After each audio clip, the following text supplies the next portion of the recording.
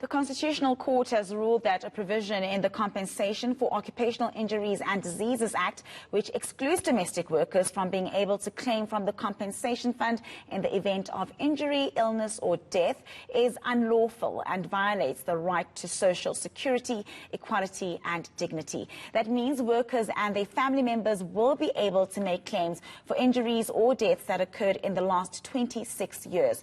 For reaction on this, I'm joined by Mashiane, the President of the United Domestic Workers of South Africa. Very good morning to you, Pinky. I'm sure this is a very welcome ruling. What does it mean for domestic workers in the country? Good morning. Yes, thank you for inviting me. Yes, this means a lot to domestic workers. I wish domestic workers can understand and get the meaning of this. Those domestic workers who were injured on duty, those domestic workers who died on the line of duty, their families have a right to claim from the compensation fund, of which it was long overdue. We've been fighting for many years.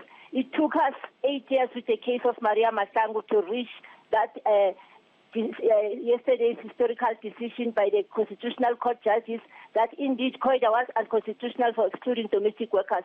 We are very excited. We are over the moon about the ruling. All right, so they are able to claim as far back as incidents that happened in 1994. My question for you, Pinky, is it's a bit tricky. How are they going to be able to prove that these things happened so long ago? They have to prove. If they were injured on duty, they were admitted in hospital, they went to the doctors, they will use those papers to claim, because the Department of Labour will need the valid reasons that the domestic workers were truly injured on duty.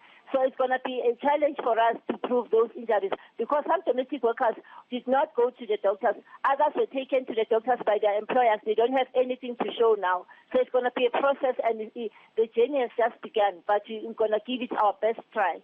I mean, as we did with fighting for it. Yes, Pinky, I'm sorry to interrupt you. I mean, we all know, the plight and the struggles that domestic workers go through. Just how far does this new ruling go in terms of protecting domestic workers? I'm sorry, can you repeat your question? I'm saying, how far does this new ruling go in terms of just further protecting domestic workers? Because we do know that they are not very protected in the country. Yes, domestic workers don't have enough knowledge of what is happening. So it's been many years that we've been trying to educate them about their rights. So now that we have this ruling, yesterday's ruling, we are going to make means to reach them throughout the country in any way that we can reach out to them so that they can come forward and we assist them with the claims and those families who have lost their loved ones who were domestic workers.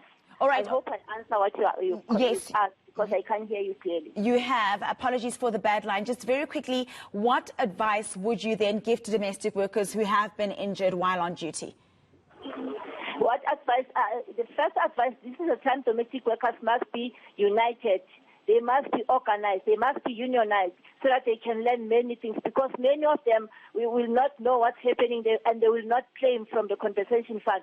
So we are saying to domestic workers, they must reach out to us and so that we can assist them. Like I was saying, that if they call us in a place anywhere in South Africa, we'll go there to try and assist them and to read yesterday's judgment to them and what is the meaning of it and how far it goes, really, because from 1994, 27 April, it's another victory. Yeah, thank you very much, Mashiane, President of the United Domestic Workers of South Africa.